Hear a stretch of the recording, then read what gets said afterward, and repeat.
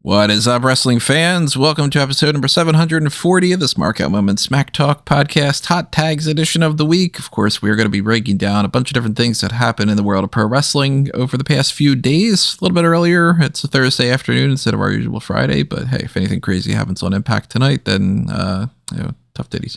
There goes my my monetization for this video. You can't even say titties anymore. That's what world are we living at? Yeah. I remember when this is a proper society. You could say titties. We're living in a society. With your whole chest. Society titties. Hey, when you look at the news every day and we've got time traveling mutants and stuff happening and it's not even X-Men Days of Future Past yet. Like, well, I'm not one of those mutants. At least not I'm aware of. I'm Tony Mango, and I have two fellow non-mutants with me, Robert E. Felice. Hello. And Callum Wiggins. We are time traveling since we are recording a little bit earlier. We get out my goose fraba. Okay. Gotta remember to take my blood pressure pill later. All right. So after all the stuff that led into us starting to record this podcast, let's get into these different topics. We're going to quickly mention some things that I'm not going to even say in the description below because I'm already going to have internet issues, monetization issues. But we'll talk about WrestleMania 42. We're going to talk about championships changing hands, people leaving companies, Roadblock, collision spoilers, all sorts of different things here. So as always, we want to know what you guys have to say about our the start of this episode or anything else that's happening. Shout it up in the Discord channel that we have, or I always say the channel, it should be the server, then the different channels that we have on over there. Fun place to just shoot the shit. And make sure that if you are on YouTube, click on the like button, the hype button, the subscribe button, the share button, all the good buttons that you see on there. If you click on join, get access to different things like the Darkcast, the Pick Your Poison tier, and so on and so forth. Even $1 a month is greatly appreciated. It really helps us out, everybody, and it shows us that you really care and that, it's a great motivator to just be like, oh, okay, well, if 100 people donated $1 a month, and even though it's less than $100, that's actually goes quite a far. So same with Patreon, patreon.com/smarkoutmoment. If you guys support us and you really want us to not completely, I don't want to speak for my two co-hosts here, but if you don't want me to lose my mind, we're hanging on a ledge. So, Redbubble and TeePublic when it comes to merchandise as well. I haven't figured out the Darkcast thing yet, but taking that into consideration if you have any suggestions. But share your support by also just leaving a comment below and tell us what you think about what we're talking about here. So let's get into some topics that I don't know where we will move them around in there, but let's get into the random things. Before we got started, we were going over to some different topics. You guys mentioned Hiromu Takahashi is leaving New Japan, and the current rumor is, I guess, that he would be going to WWE more so than AEW.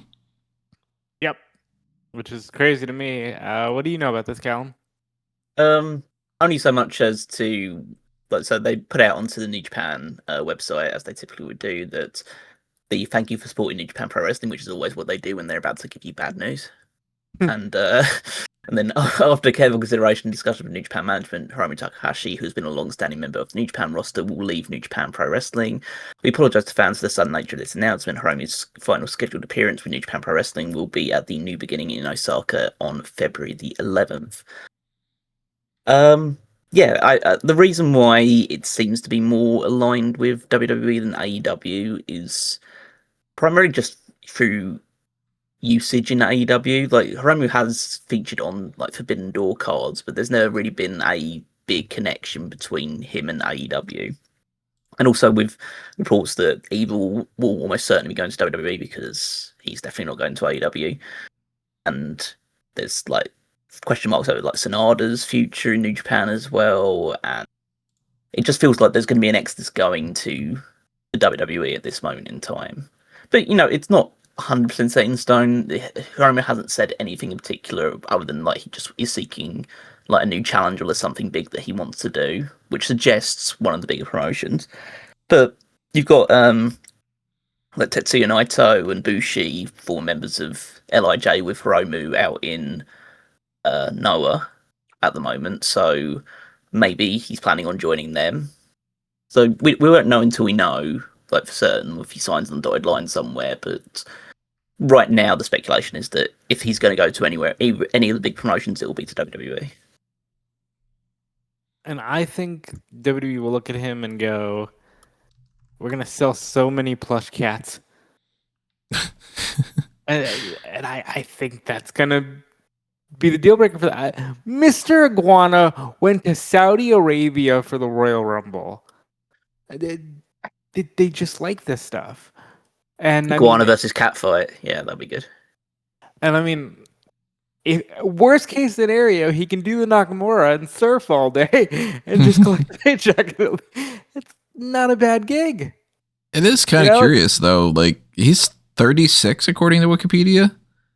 Oh, so he's not the age that Balor was when Balor went there. So he could do more. 36 is somewhat misleading though. Like, this is a 36-year-old who's had, I believe, at least one serious neck surgery. And like, he's if anybody that's watched New Japan more frequently, between like the guy that we were wowed by 5-6 years ago in those junior title matches with like Will Ospreay and Desperado and all those other, and Cheetah and all those other greats, isn't the same guy that he is now. He's a lot. I mean, he was moved up to kind of like a pseudo heavyweight because they never really went with him as a heavyweight wrestler in New Japan, but they, dipped him in and out of those feuds. And yeah, I think that he's at the point where his wrestling ability is not like he's still a great wrestler, but he's not like the all-time great that he was a few years ago. So I imagine that I say an easier schedule, but a schedule that is less heavily reliant on wrestling as it is showmanship and charisma, which he has a lot of despite the language barrier, would lean me towards thinking WWE rather than AEW. I just kind of can't picture where he would be placed. In a tag team with Shinsuke Nakamura fighting the MFTs.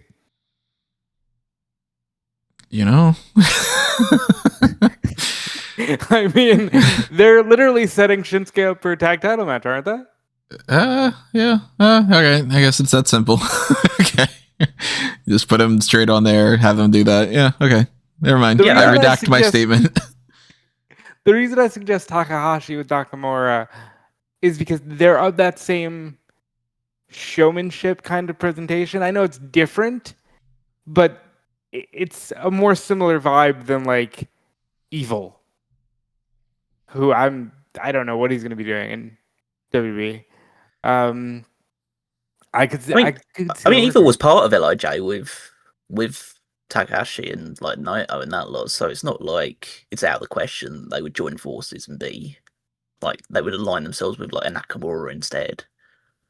We don't even know like what the long-term future of guys like Naito and Bushi are in Noah. Like, are they going to be in Noah forever, or are they planning on going over to WWE at some point? And this is just a stopgap before they come in. Like, put it this way: the people that are speculated leaving are Evil, Hiromu Takahashi, and Sanada, all former members of the original LIJ, and the two people who also original members of LIJ, in Bushi and Naito, are also not in New Japan. So what are the odds of all five of them showing up in WWE at some point and just forming that crew again? Things have happened, man. Like right after AJ Styles leaves, and then it's kind of like let's get a whole influx of NXT people on the roster after it's like months and months and months of, man, you can't even bring one person up to freshen things up. Then they're like, yeah, we should actually bring a whole lot of people, and then not know what to do with a lot of them. We'll see though. If he does pop up, obviously we'll talk about it when that happens, just like the way that, Royce Keys pops up in the Royal Rumble, that kind of thing. Actually, I didn't get your guys' opinions on the Royal Rumble in general. Did you watch it, Callum? Nope. There's the recognition that, oh yeah, I don't have a Netflix subscription anymore. I'm not paying for it, so I'm not watching that. I saw Yeah. clips of it. I saw clips on like X and stuff when I just like hopped over every now and again to see what was going on. And all the clips were basically just entrances. So And I thought it was a good show. One of the better shows that I've seen. Of course, because I haven't been watching as closely, but I was disappointed in the crowd. I think the crowd really just started to entertain themselves after a while, and it's like that's just frustrating for me as a home viewer. But the AJ Styles match was really good. I like that. I liked the way they did the finish of that match. I thought the women's rumble was interesting because I have no shame in saying it, unlike these two. I was not thinking Liv Morgan would win. So once Rhea and Io got eliminated, I was just like, I don't know what's happening here. And it was cool to have that feeling for a little bit. No Bianca was shocking. And yeah, Roman winning the Rumble, I saw coming from a mile away, as I did with Drew beating Sammy. But it was a solid show. We'll talk about one of the things that happened out in the spawn of that from Monday Night Raw. We'll do in a bit. One of the things. As far as like, could you mention Royce Keys as to how we got there? I thought that was good. I thought that's as good of a way as you can introduce somebody whose name you're going to change. They told you he's Powerhouse Hobbs, and then they told you now he's Royce Keys. As I mentioned on the podcast, I don't think I'm a super big fan of it, just in the sense of that feels very much like they were like, why don't we just show the name and then do that and then say fucking get over it? And then, like, I don't know. I don't like when they do the thing that they did with Casey Catanzaro, where she was just like, I'm going to call myself Katana Chance because of this lame reason. I don't like that either, because that makes her look like a fucking idiot. But I don't know. I feel like there could be maybe I just haven't seen it. Maybe this is the type of thing that they think that, oh, everybody's going to scramble to their YouTube channel to watch some quick video about something or whatever as like supplemental material for him to say, because it's gotten out there. Royce is the name of his son and Keys is his like mother's maiden name. So it's like, I don't know, maybe like at least like on whatever the first appearances that he has, maybe he should be like, yeah, that's what it is or something. I don't know. Yeah, but like I just thought it's a good way to go. Yeah, okay, it's Powerhouse Hobbs. He's changing his name. They literally said we'll get into all that later, but I've been following his career for a while. And yeah, I thought he had a good showing. I was disappointed to see that he's probably just going to NXT because I thought, wow, he had a really good showing. Established a previous relationship with Cody. Got eliminated by the Vision, which is the top heel faction in the company. I thought he could have just stayed, stick around on the main roster. But I will say, that's also how they reintroduced Cardona. They had Cardona come out to the Zack Ryder theme, had the Tron change to say Matt Cardona. Maybe that's going to be something new that they try. I guess the next person would be maybe like Hiromu Takahashi, maybe Evil, maybe I don't know who the next person is that we're like still waiting on debuting, but we get a Blake Monroe thing like that with Mariah May and whatever. We'll do it's better than the you know who that is. We can't say Ricky Starks. Oh my god! Look, that's you know who that is. That's Ricky's. You were gonna cut to a commercial break. He's from A. You can't say that. That's like from other companies. Yeah. Let's go switch over to Monday Night Raw and talk about some of the stuff that was the fallout from the Royal Rumble and everything that came about with that. Braun Breaker all pissed off that he had gotten eliminated by not Seth Rollins, which it seems like it was Grayson Waller at this point. And Paul Heyman and Adam Pearce continuing their feud. That's the main feud going into WrestleMania is Paul Heyman and Adam Pearce. To just sow some more tension and everything and kind of lead nowhere. Do you remember when they banned the Stomp? Yeah, for a little bit they did. That's right. That was for a little bit. My ass. That was like for a good 4 years or something. He couldn't do the curb stomp. Yeah, and now everyone can do it, and it's like it seems to be like the safest move that everyone can do. Then, because like they just throw these masked people on and just random people, and they're just doing the stomp every now and again, like in these. Well, remember it wasn't like the buckle bomb where he injured somebody. Vince saw the move one day and was like, "I can just imagine a young Shane doing that to Stephanie, and I don't want to see it." Like, okay, based off sure. of everything that Vince has done and everything that Vince is accused of and everything like that, you would think that he would like the idea of people being violent towards each other and all. Yeah, I don't know why that was banned before, but yeah, now anybody can just come in and pretend to be Seth Rollins, because why would Seth Rollins wear a mask and not have it be known that it's him? The answer is shut up. Originally, when I saw that, and I even asked you, I was like, is Rollins going to come in later and then eliminate the rest of them? And that did not happen.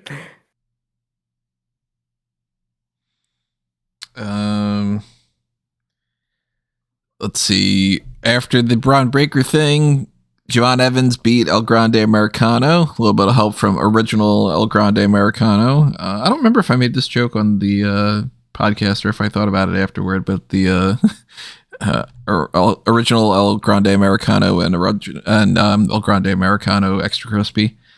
No, you made the joke. Yeah. You made the joke, and then you literally paused and said, "Why am I doing a KFC thing?" That's right. Yeah. That's gonna be burned in my brain every time now because of a stupid ass, fluttering moment in my brain. It's gonna be like, "Hey, KFC." So, what do you guys think about this story? That might have been my favorite Royal Rumble moment because I just jokingly, when I saw Kaiser come out, I was like, "Oh, I hope Chad Gable's next." And so Grande, and then they did it. So I popped for that. I thought they got rid of him way too quickly. I think it's super weird that Chad Gable has come back as El Grande Americano original and not Chad Gable. But I do have to say, if you're going to be stuck with a shitty gimmick, you must be like Tyler Bate and Kaiser and just fully embrace the stupidity because Tyler Bate is hysterical with this Bravo Americano.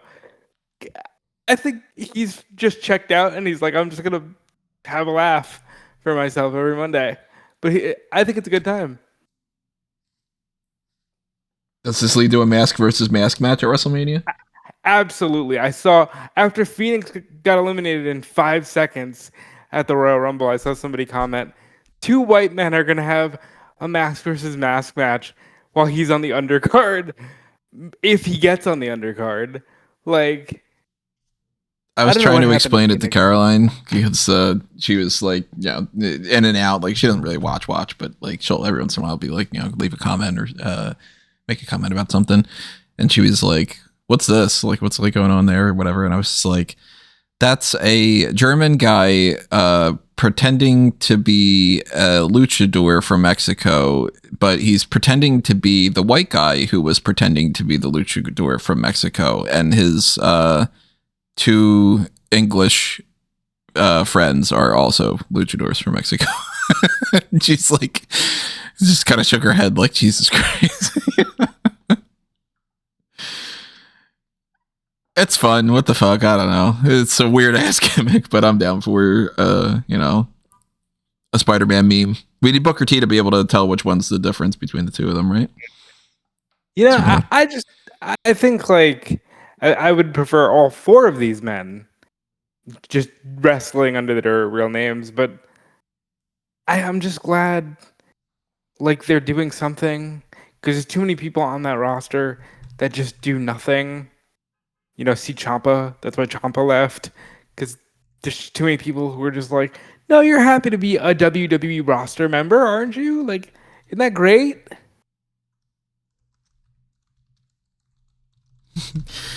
Let's see. We had Javon Evans wins that match. For anybody that's curious on that front. after that, Gunther came out, and I didn't really love this. He did the thing where like he was about to trash talk about AJ Styles, and Dragon Lee came out, and Dragon Lee got choked out immediately. So I to thought me, this was fantastic. really, Mostly because I like that Dragon Lee didn't need his music to hit, little things like that. And then I just laugh at the fact that Dragon Lee was on this roster for how long? And then one day they woke up and they're like, we should be doing something with this Dragon Lee. And I just think I think it worked out well too. You know, it made Gunther look like a killer, which he should be looking like.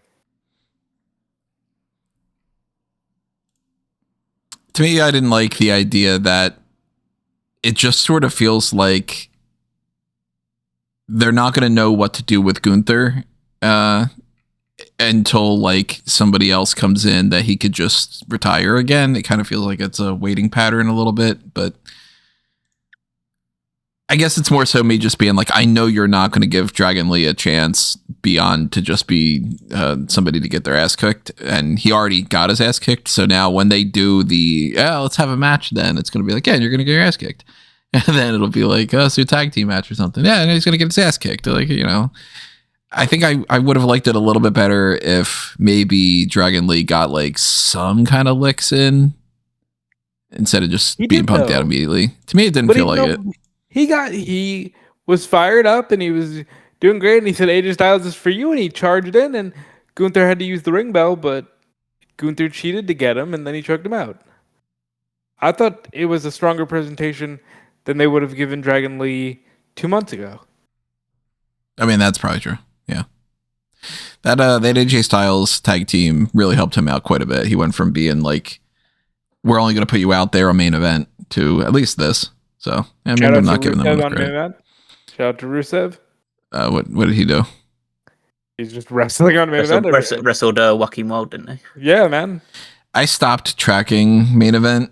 I've been doing that for years and years and years. Was like one of the only places that would actually bother with it. And then, you know why that's funny to me? Because it's easier to watch now, and now you've stopped tracking. Yeah, they just put it out on YouTube now, and now you're like, nah. Well, that's also because I got to a point where I was just like, nobody even cares if I post Collision. Okay. And it's basically, if I'm not watching it for another thing, then I'm not going to post it on Smark Moment too, you know. Haven't heard a peep from anybody complaining about the lack of main event coverage. Maybe I'm wrong. I don't know. Leave a comment if that's true. So the Gunther segment leads into more of the Paul Heyman stuff. You know, it's not really all that much going on with some of these different things here and there. Finn Balor, you know, being upset, whatever. But then the War Raiders are out for a tag team match, and the tag team that they're facing is just Obafemi, and it's not a match. He just beats them down. Last time that we saw War Raiders was a while ago, so they just woke up and remembered, oh wait, we got those guys, and they're big guys, and let's just sacrifice them to Obafemi, which I'm not the biggest fan of when they do that, in the sense of, I love Obafemi. I want him to be destroying people on the roster and all, but I do feel like it is a little, I don't know. You mean to tell me that Ivar and Eric couldn't beat Obafemi, but Javon Evans can? He didn't beat Obafemi.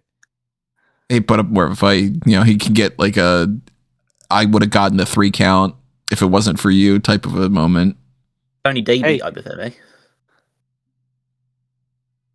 What'd you say? Tony D beat him. Yeah, Tony D beat him twice. Hey, you know what? Shut up. So, you know, Tony D, who's smaller than Eric, who's smaller than Ivar. But you're not supposed to care about that. You're supposed to just go, yeah, Obafemi, oh my God, it's wrong. And, you know. Well, I mean, there's a much better way to do that, which, like, you can protect the tag team a little bit more, which you basically have a debut match of Obafemi versus, like, Eric, probably. Mm-hmm.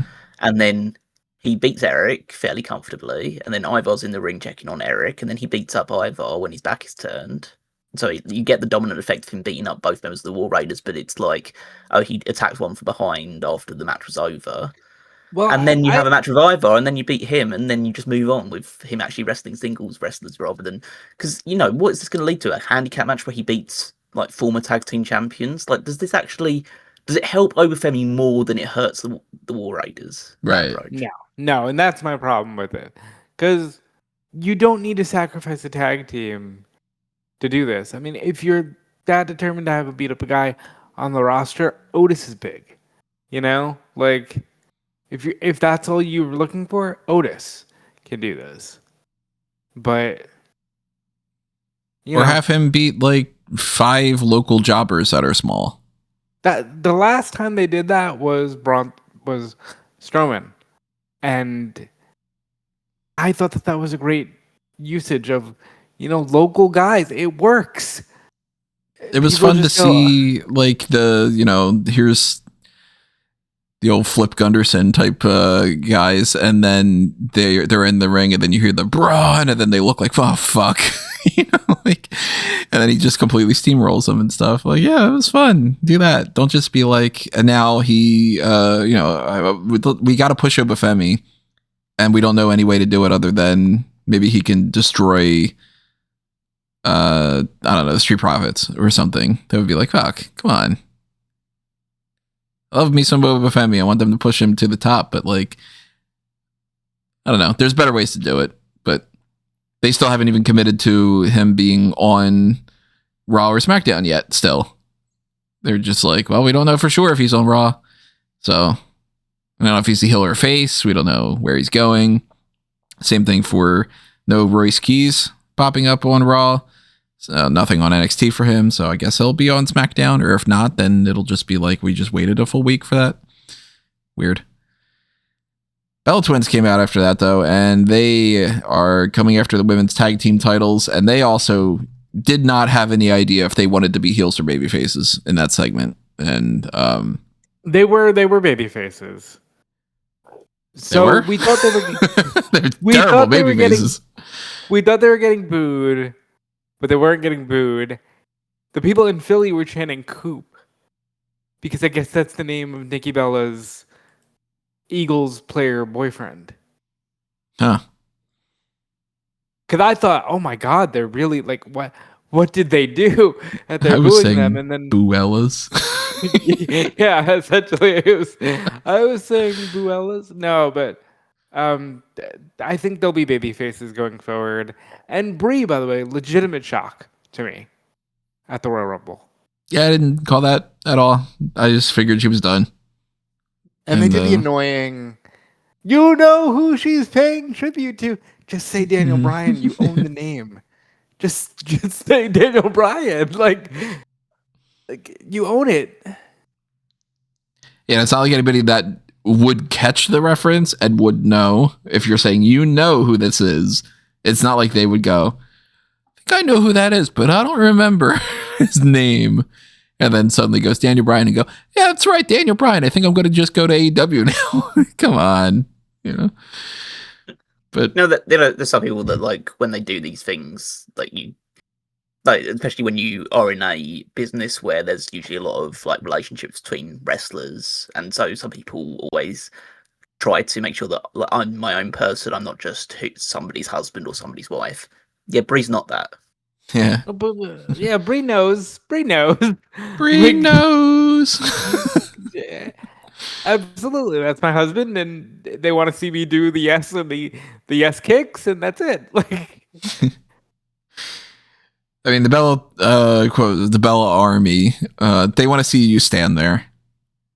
That's all they care about. They think that the Bella Twins did more for women's wrestling than anyone before or since. And that is their prerogative. That's fine. And congratulations, you're finally get to see them win the WWE Women's Tag Titles. This one got me when they got in the ring and they said it's been 7 years since we've been in the ring together. I was like, oh my God. Mm-hmm. That's insane hearing that. Does add an extra team to the fold of an already crowded situation for the women's tag titles, though, because there's, potentially Rhea Ripley and Io Sky, Charlotte Flair and Alexa Bliss. You got Nia Jax and Lash Legend. You got the Kabuki Warriors, Bayley and Lyra Valkyria. Now you got the Bella Twins, Baby Kiana and Julia, Chelsea and Alba Fire. There's a lot. So not everybody's going to get in a match, even if they end up having like a 4-way or 6-way or something like that. Interesting. But Bell Twins obviously are going to be in that. And yeah, I'm already thinking they'll probably just win those tag titles. Yeah, and they should. Honestly, like... I mean, they should. Like, if they're going to be on the roster, it's better to use them as a tag team in the tag team division than to be, let's try to get singles stuff out of them. Put the belts on them. They could lose them to whoever at any point. And the tag division is stacked enough that they could lose them at any point. And you just be like, okay, cool. Glad we got that. Moving on. Yeah. Let's see what happened after that. That was Penta beats Bronson Reed, a little bit of LA Knight interference. He's continuing that story. Dom came out, my son Dom, and then full-blown stim at this point. I hate that I hear it too whenever I see him. It's gotten worse now because now I continue it. Now, like, if Caroline, I'll be like, like, hey, wait, do the Dom thing or something. I'll be like, my son Dom, my daughter Aaliyah, my wife Angie, and Eddie Guerrero. And I don't speak Spanish, so I can't go further than that. I don't remember. I had 4 years of Spanish. Can't remember fucking anything. Mi familia come en la ventana. There you go. Yes, that's my family eats in a window. Dom introduced Liv, who said, I'm not going to pick yet for WrestleMania, even though it's blatantly obvious that she is going to face Stephanie McCare because she's not facing fucking Jade Cargill, let's be honest. Sorry, Liv Morgan fans, that it's not an option to end up doing that story. That'd be insane if they do that. Raquel Rodriguez lost the Philadelphia Street Fight to Stephanie Vaquero, and then Liv hit Vaquero with an Oblivion afterward, posing with the title and shrugging like, yeah, maybe this one, even though it's going to be that one. And that opens up SmackDown to be, for both titles, at Elimination Chamber and setting who's going to end up challenging, because the final segment of the night was Roman Reigns picking CM Punk for the World Heavyweight Championship to challenge at WrestleMania. And I got to admit, as much as I would not book this, I do not think it's a good idea to just repeat the same thing from last year and so on and so forth. It's a good fucking promo. Yeah, they set the stage with a great promo. And they did something that I wasn't too cool with at first, because they kept going, yeah, take the easy way out, take Drew, and then Roman literally goes, no, I beat Drew like 5 times. And at least Punk came back with like, yeah, but you needed your whole family to do it. And they had a good back and forth. I was surprised that Roman chose Punk here. Not only because I was thinking at the time, oh, they'll probably just get back onto Cody, but I was surprised that they had him choose so early. Because I thought you were going to kill time with just a bunch of, Roman can go to SmackDown and be like, I can fight Drew, I can fight Jacob, I can fight Cody. He's got history with all of them. And no, they cut all that out and just said, no, I'm fighting you because I hate you. I've always hated you. I think it's 10 years too late, but they did mention, you made my life miserable with your stupid podcast because, it's not as well known now, but a lot of people started turning on Roman with that whole make Roman look strong comment from the Cabana podcast. Yeah, it gave a lot more credibility and heat to it. Instead of it being like a conspiracy theory, it was like, okay, so if this is, if Punk's saying this and it was an actual mandate, then yeah. I'm excited. I think it's good. I think it gets Punk his Sunday main event. I'm even more excited because I have no idea what they're going to do on the SmackDown side of things. I don't think they're just going to drag out this 3-way storyline to Mania. And now I'm curious to see who wins the Chambers and what the setup is for that title. Because that can be open to anyone. That could be open to Gunther wins the Chamber and then moves over to SmackDown to fight whoever.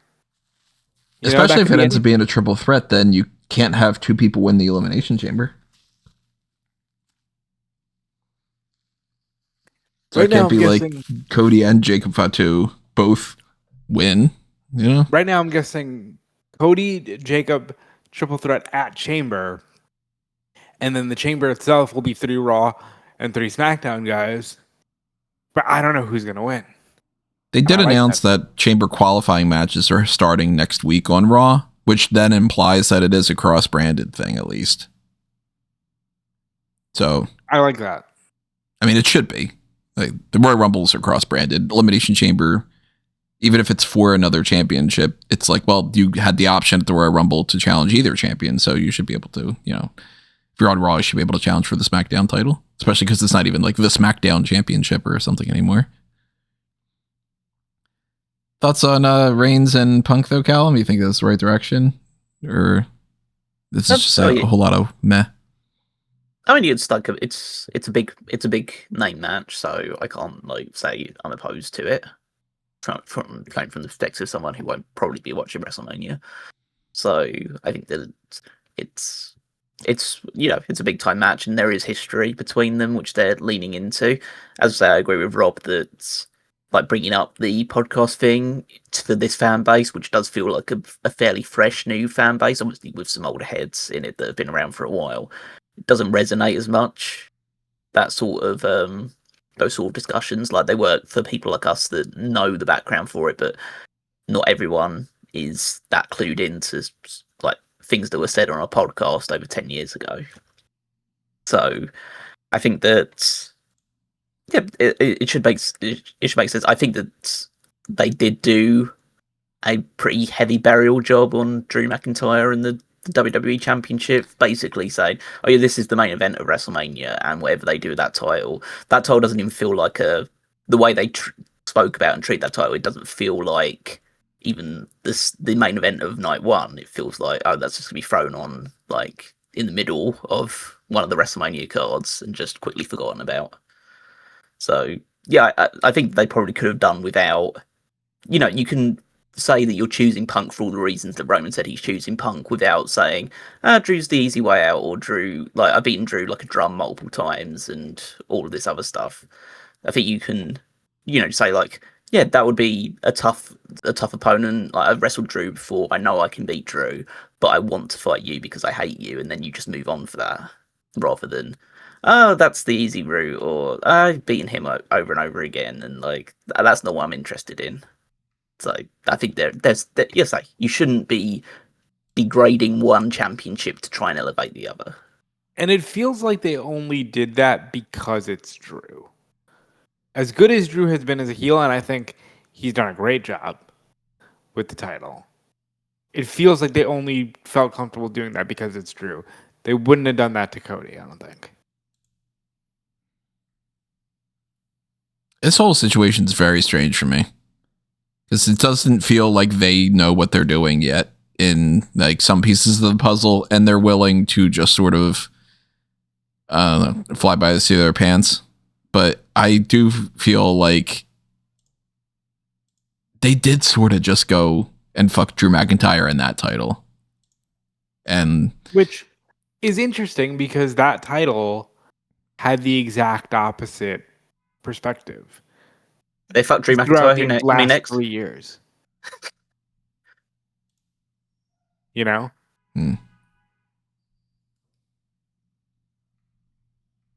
I hope that they have a response at least when it's like, okay, like let's make Drew McIntyre be coming off better from this, and some kind of a response, whether that's they can't just do the thing where like McIntyre very quickly just goes, oh, and screw you, Roman.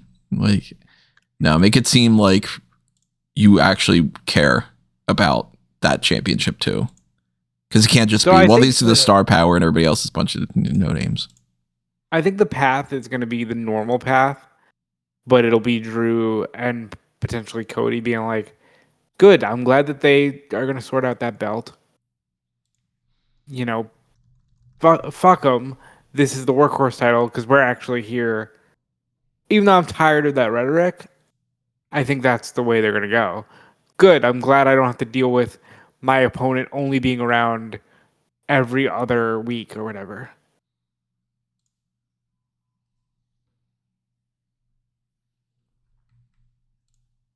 Let's see what we got. The Monday Night Raw stuff is out of the way right now, but we got some other TV stuff to round out some discussions about some of those things.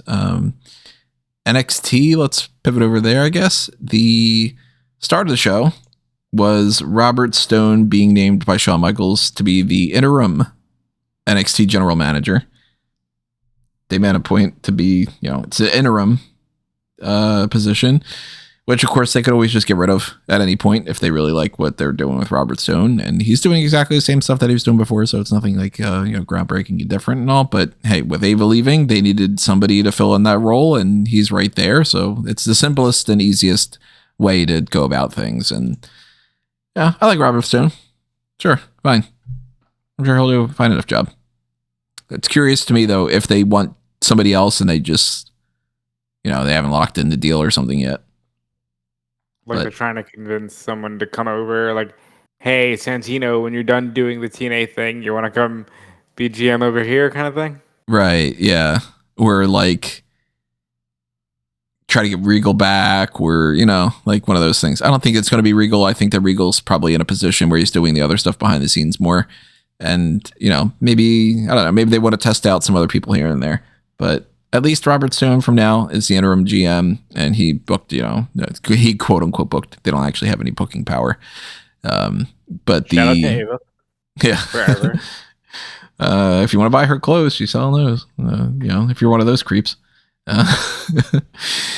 Let's see. Izzy Dane retained the Women's North American title over Lola and Thea, and Kalani came in and screwed up Lola's hand a little bit there. Zaruka's still arguing with each other. Uriah Connors has chosen to leave the Chase U faction after they lost their tag team match against Alexis King and Stax. So we still don't have a name for this group, but Connors is now in it. They were approaching Charlie Dempsey as well, because Charlie Dempsey has been losing stuff and being kind of unsuccessful lately.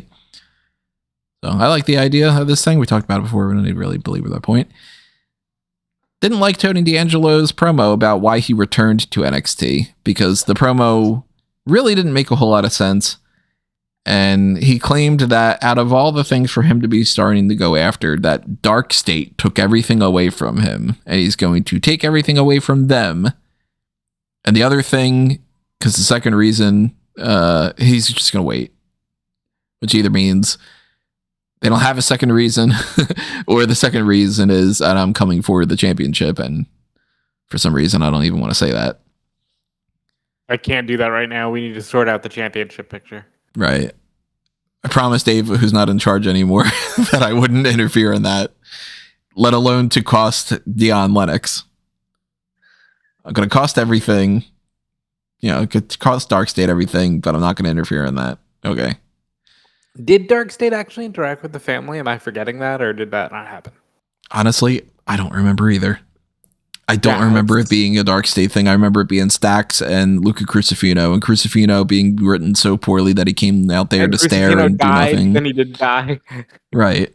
So I think that that's complete and utter crap. I think that they had no plans for Tony D'Angelo whatsoever. Or if they did, the plans got all messed up because of the people moving up like Javon Evans and all. Because remember, he attacked Javon Evans first before anybody. And then I think that they're just kind of like, I don't know, just blame it on Dark State. Stupid. Speed tournament thing going on now. Ellie LaFleur beat Charlie Dempsey. He's going to fight either Jacob, or not Jacob. I'm looking at the Jacob Fatu thing again. I got to stop doing that. Was it Eli Knight and Josh Briggs, I think, who are fighting next week? So one of those two options faces Ilya LaFleur. Winner of that goes on to face Jasper Troy at the February 24th episode, which again, special episode is going to be in Atlanta. No name for it. But they did announce that Roadblock is back on the schedule, and that's going to be at Madison Square Garden on March 31st. So they are still doing the specials, but they didn't want to do it for this. So is that a premium live event, or is that like a special episode? Just a regular episode of NXT. Not even a special episode. Okay, interesting. Oh, you mean the 24th? Or you mean Roadblock? No, I mean Roadblock. Roadblock, from what I'm seeing, it's the Theater, Madison Square Garden, New York City, March 31st. That's a Tuesday. Yeah, so yeah, it's just a special episode. All right. Which again, March 31st. That's right before WrestleMania. I don't think we're getting NXT Stand and Deliver. They always do Stand and Deliver. But they always have a venue a streaming platform. And they don't now. We'll see. And, we got some other stuff. Yeah, we don't really get into a lot of the weeds about some of the different things that happen back and forth. But the big thing that Robert Stone had booked was, I'm going to book something unique and do something that we've done multiple times before. Okay.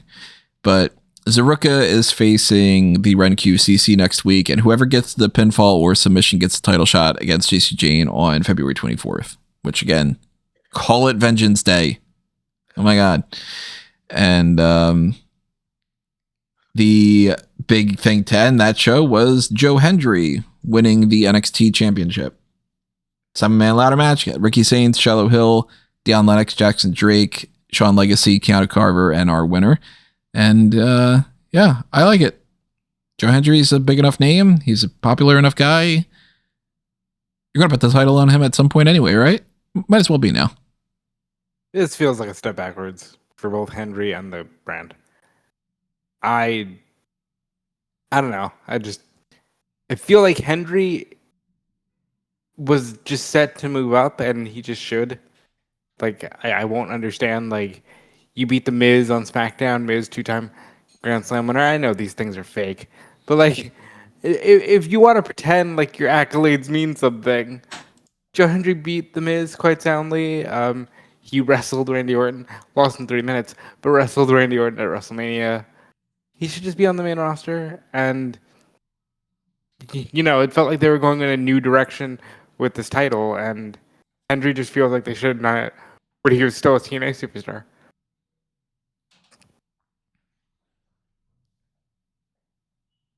Although I am glad it's not Shiloh Hill, which Tony told me it was Shiloh Hill, and I thought, oh, that's really something. He had a good showing in the match, though. Everybody had a little bit of a good showing here and there, which that's what you should do in ladder matches. By the way, I knew if I said that if it was Jinder Mahal, you wouldn't believe me. But by the way, PDD Insider Elite says NXT Vengeance Day will be on March 7th, and Stand and Deliver will take place the day of WrestleMania, Saturday. So March 7th, which they haven't announced yet. That's weird. That's closer. Is March 7th, if that would be a pay-per-view? It's a Saturday, yeah. Huh. Weird that they're not announcing that. Anyway. Let's switch over to the TNA, or not the TNA. I don't have any TNA things to talk about here. The AEW side of things. There are some other hot tags that we could potentially talk about or whatever, but I'm actually on a little bit of a time crunch now, so I'm kind of getting, apparently the Headbangers are retiring. There's something about AJ Styles leaving an open room for, hey, in the future, maybe I might want to wrestle at some point, but that's really like a non-story because, if he does, then we talk about it. Very, very quick mention. Imagine being the type of person who's upset that they remove Hulk Hogan from the beer thing after he died and after he is a, horrible fucking person. And, there are people like, let's see, at Only Buy a Tesla. So it goes to show you how fucking stupid that person is. Hulk Hogan literally worked himself to death to promote this, and now you guys have turned on him and removed him from everything? Horrible. What's horrible? Ashley Massara's mentioned in the Epstein files. And good on MJF for talking about that and, being like, hey, fuck all you people that are supporting this kind of stuff. And good on Bryce Remsburg for letting the fuck ice chants continue a little bit more on Dynamite. Those are topics that I would have gone on a whole big long tangent for, but like I said, I don't want to. I didn't see that MJF said something. That's cool. Yeah, MJF had said, essentially the idea of like, if you are in sport as, or let me bring up the quote real quick. Situation's disgusting and it's really wrong that people are trying to sweep it under the rug. I don't care what side of the aisle you sit politically. Pedophilia is not okay. I don't know how you guys feel about it, but pedophilia is fucked up. Yeah, because it's like, it's as simple as it fucking can be, But over on Dynamite, on the other side of things, did you guys like the beginning of the episode where it was like very, I got a match tonight. I'm going to do this tonight. I got a match tonight. I'm going to do this tonight for about like a dozen people. They used to do this all the time for like Collision. Like they used to have like the pre-match, like the opening segment thing of just people talking to camera about what they're planning on doing tonight and kind of just some quick promos on their opponents. They did it on Collision because it was like it's a Saturday Night's Main Event throwback reference, and I like it. I think that's fun. Yeah, because if you've never watched before, maybe you're like, hey, I don't know who this, Willow Nightingale is, but I'll stick around and watch her defend her title. Don Callis family, Konosuke Takeshita, El Clone, and Josh Alexander beat the Death Riders, Jon Moxley, Daniel Garcia, and Pac. And it has subsequently been announced Takeshita will face Moxley at Grand Slam Australia. As, it's how storyline works. It's not surprising, but it's like, okay, cool. Yeah. I don't think he's winning that title, but should be a good match.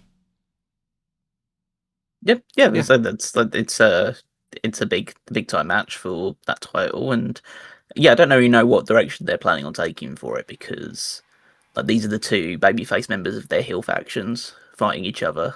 So yeah, I'll see what they're doing, because they haven't really done a great job handling Takeshita since the extending out the Okada situation and keeping him still in the Don Callis family. I think they've not necessarily entirely missed the boat on this, but they definitely are slowing this down more than they needed to.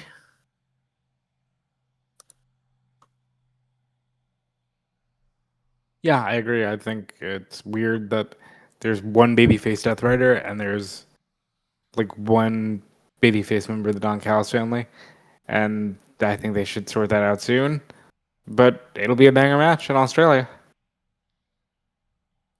I guess we could just very quickly talk about some general predictions before we lose track of it another time or whatever. But I'm very curious what the outcome of the somebody's going to get their head shaved match is going to be.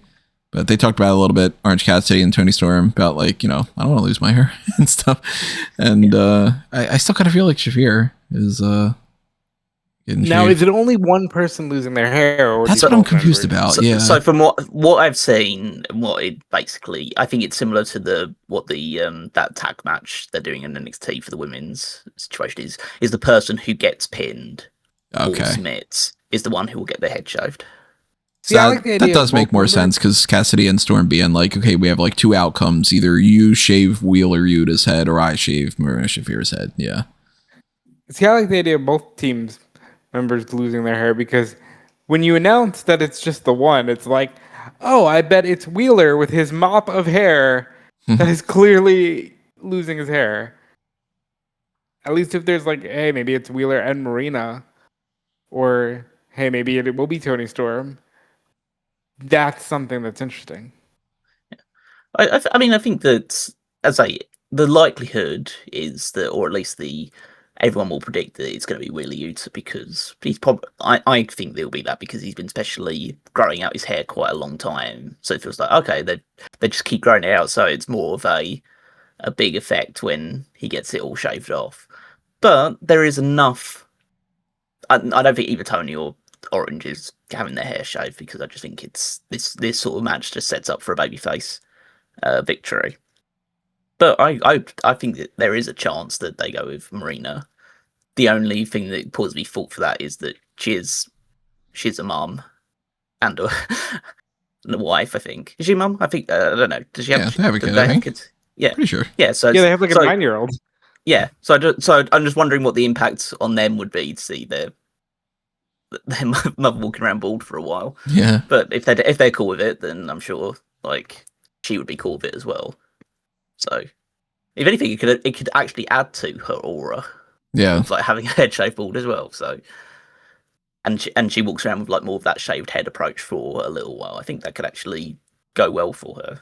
That's the most interesting outcome, I think, because I don't think Storm's getting her head shaved, and like Cassidy would just like shrug, you know.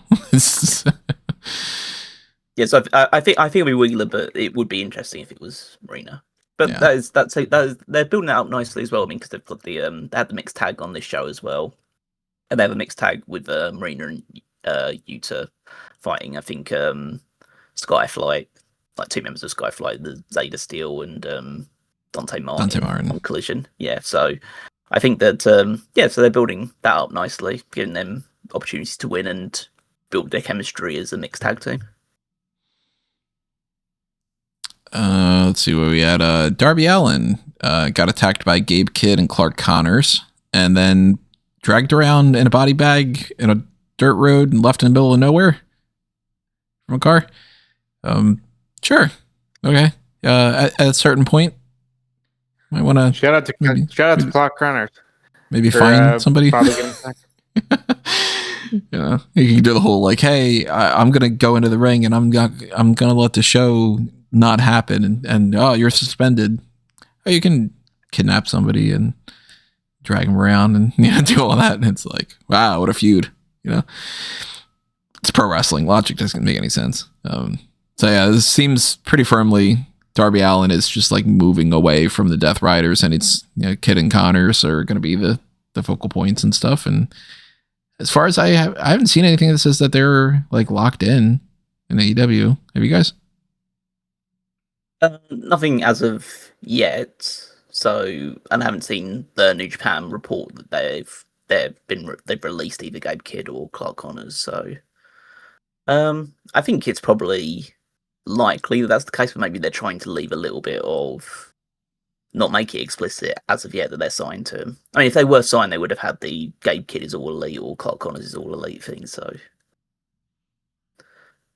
yeah, we'll just wait and see on that front. Hangman Adam Page beats Mark Davis, and Page is going to go up against Andrade at Grand Slam Australia. Andrade beat Kenny Omega to get that spot. A little bit of some miscommunication with Swerve Strickland and all, and Screwdriver and Don Callis and so on and so forth. So, hey, if you're an OnlyFans model who gets hired to pretend to think that Andrade is hot, you probably shouldn't tweet out afterward like wrestling's stupid and stuff, because you're missing an opportunity to get a lot more bank. But yeah, whatever. But, she got her paycheck, and that's what she needed. First of all, I don't think you need to pretend that Andrade is hot. He's a good-looking guy. Like, yeah, and also like he is working his absolute socks off right now. His matches have been outstanding since he's come back to AEW. Like the Strickland match last week, the Omega match this week. I'm sure he's going to have a banger match with Hangman as well. I presume that he'll lose, but because I just don't think that they'll go with an MJF Andrade match. But either way, he's showing out right now. He now strikes me different than what his former AEW run is, which is he now knows the door is closed in WWE, so he's going to now work as hard as he can to be a top guy in AEW. And he's proven himself to me. He's doing a great job. He's doing better work now than he did before when he was in AEW the first time, let alone when he was in WWE leading up to that, or went back in WWE. As I say, I think the previous thing was just he was there to have like a fun time, but he was just biding his time before WWE came calling again. Now he knows that door is closed. It's like, okay, now I'm going to try for this one, because if I'm not going back to WWE, I might as well just try and be the top guy that I possibly can be in AEW. And he feels like that right now. And they've really, I mean, the big strength of AEW recently, at least over the past, since probably the turn of the year, is the real heavy focus on the world title picture and getting a lot of names involved in and around it that are either, directly fighting for the title or regularly talking about how they want to win the championship, which I think is like, it's the most important thing, to have your main title be the center point of your promotion. That is my favorite way to do a promotion. When multiple guys are like, I just want to be a world champion. Yeah. But I will say, I think Andrade gets a bad rap because for his limited time in the second run with WWE, all I remember is he had banger matches with Mello, did that like 6-team TLC at SummerSlam, and then disappeared. So like he was putting on good matches, and now he gets to be a top guy.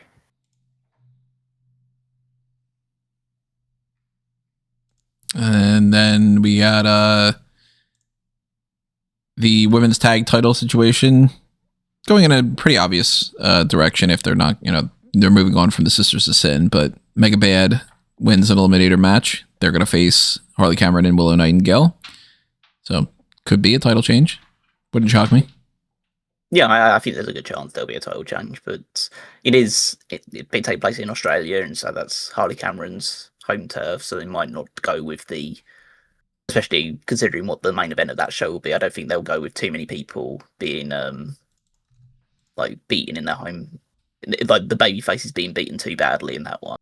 So, yeah, I think I would be happy with Mega Bad winning the titles. I think they're just a better fit as tag champions than Cameron and Willow. They've held them long enough. It's Harley Cameron's still a comedic character. I'd be happy with just any straight full-time tag team being champions while Willow focuses on the TBS title. We don't need any more double champs. Yeah. Well, speaking of which, like Julia Hart, they had a Willow defending the title against Julia Hart on Collision, and I don't know whether it's just Willow being great, but it kind of felt like in that match that maybe Julia Hart's coming back to some level of form that she previously had, because that was probably the best match she's had since her injury and comeback. So I'm not saying it's like something that you'd have to definitely like seek out, but it's positive signs at the very least. Ricochet retained the national title over Jungle Jack Perry. Not surprising. Ricochet's been a talk of a lot of things happening on social media this week. So this comes from an interview with the Mark Hoke show. Never heard of it before, so I don't know how big of a name he is in any podcasting or wrestling media, but he talks about his time in WWE compared to his AEW in the independent promotions, and he says, I think the Ricochet that I am now is the same Ricochet that I was on the independent scene and in Japan, doing things that got me popular and got me to where I am today. And I think, again, even when I got hired at NXT, we were doing specific things. But once there was that image posted, me, Johnny Gargano, Tommaso Ciampa, and Aleister Black, all four of us, instead of going to Raw. And then he basically says how the 5 years that he spent on Raw pretty much tarnished his wrestling legacy. So, yeah, which has obviously gotten a lot of people hot under the collar about the way that he's spoken about it. He's also then followed up with comments saying that WWE's approach to wrestling has done the same thing to Finn Balor, Shinsuke Nakamura, Apollo Crews, and others. Basically killed their legacies and their love for professional wrestling. They said that's what WWE does best. So I don't imagine he'll be getting the call anytime soon to head back over, or if he does, he might be picking it up. But yeah, it's a very you can take it with a somewhat grain of salt because that's what AEW fans want to hear. But I also think that there's at least a truth for it in his perspective. I can't say that him speaking for everyone else is like entirely accurate, but I can totally understand or agree that Ricochet has that attitude. I don't think he's playing it up. No, it seems like that's what he genuinely feels. Yeah. And to a certain extent, I don't blame him. But at the same time, I don't know. There's a little bit of tact that could be like, you can maybe phrase it a little bit better just to not potentially, upset other people and whatever. But no, hey, if fuck he's that. You of all people, no. You of all people know we're beyond an age of tact. Like that's true. Fuck all that. Ricochet's better than AEW. Yeah. There you go. And then he also said, like, because like people said, like, oh, why did you take the money for 5 years of his contract? He said, I signed a contract in 2019, a 5-year contract in 2019, and I left my contract in 2024. I never signed a new contract, never signed an extension. I asked for a release multiple times. They didn't allow me to be released. So that's just it does just strike me as he does feel that way about his time in WWE. That's not saying that everyone who's in WWE feels that way about them being there, but certain people it's just not the right fit. And as his style and his approach just suits AEW in a more, I guess, creative freedom, match focused environment than WWE's does. So one last thing to talk about from Dynamite, the quick title shot situation of Brody King beating MJF with a little bit of distraction from Hangman Adam Page. So I like that. King's not going to win the title, but yeah, it's a good way to make him look a little bit stronger and do something fun there. Oh man, people are ready to see Brody King win a title after getting "fuck ice" chants during main event of Dynamite. I'm all in support of Brody King's politics on that front. So I kind of but before the show even started, and I saw because I knew that the match was going to happen, and I felt like just when it started, I said, it'd be quite funny if they decided to go with a squash match, because I think we all felt fairly confident that Brody King was going to win this just to set up that main event for Grand Slam Australia. And so I just went, it might be funny if they just have him win in like 5 minutes or something, or like a couple of minutes, and then they just have him beat MJF in a minute basically. And I think you can say the distraction and MJF just taking his eye off the ball, because MJF even I think even tweeted out before the match saying like, I'm going to beat Brody King in 2 minutes, just to immediately set up the idea of, you're going to lose in 2 minutes instead. So he kind of maybe gave it away to people that were paying close enough attention. But yeah, that's a cool moment. Get to see Brody King win. They then had like Andrade come out and he attacked MJF, and then Hangman came out and took out Andrade. Then he tried to do the buckshot lariat on MJF and he got kicked in the balls for it. And then they hit another Gonzo bomb on MJF, and Brody King stood tall with the title. So yeah, that's like lots of bodies, lots of big names pursuing like the top championship, and that's been the skeleton that's glued together Dynamite recently and made it a lot more of a structured and effective show. So yeah, this was a fun moment. Although it was very obvious that it was going to be a quick match, because the match started like with 5 minutes left of the show. So unless they were planning on doing a big overrun, it was pretty obvious that it was going to be very quick. And then really quickly, I'm going to run down those Collision spoilers because I'm running out of time here. Young Bucks beat Gates Agony. Chris Statlander says that she is going to have a strap match next week with Tekla. 3-way for the TNT title stays on Ciampa, beating Roderick Strong and Claudio Castagnoli. Gets challenged by Kyle Fletcher after the match. Kevin Knight beats Scorpio Sky. Mina Shirakawa beats Viva Van. Wheeler Yuta and Marina Shafir beat Dante Martin and Zeta Steele. And Tekla beats Brittany Brooks. Nothing about the parking lot fight. I don't know what is weird about that, why that has not been out there yet. But it doesn't need to be filmed in front of fans. I guess it's just not airing in front of fans there. Yeah, so that's the round of the hot tags. Again, sorry for being a little bit rushed. Had some issues going on ahead of time with the recording that pushed this back for quite a while. But we're not missing too much. And if anything crazy happens, we'll roll that into next week. So make sure that you also let us know what you would like us to do next week, which we're probably going to do some kind of maybe mock draft situation. Maybe something else along the lines for Darkcast or something. I don't know. Tell us what you think and what your suggestions are, and make sure that you are showing your support for everything that you can find on the link tree at amangotree.com or infinitymango.com. And make sure you're following Rob and Callum too. Yep, follow me over at Dude Fleece and check out my work on Insider Gaming. You can follow me on Twitter and Blue Sky Wigmaster14. Check out the power rankings every Saturday on smarkmo.com, and you can also check out the Fantasy League, where see how our teams are stacking up after the Royal Rumble at www.fantasyleague.com, or find it through Smark Moment. All right, everybody, you know the deal. Leave a comment below. That'll make me happy. Unless it's a bad comment, don't make me sad. And stay tuned for the next thing that's coming your way, which we don't know what it is yet, as we just mentioned. So we'll see you when we see you. Go back and check out some previous things we've done in the meantime. And adios for now. This has been another Smark Out moment, and we're being counted out.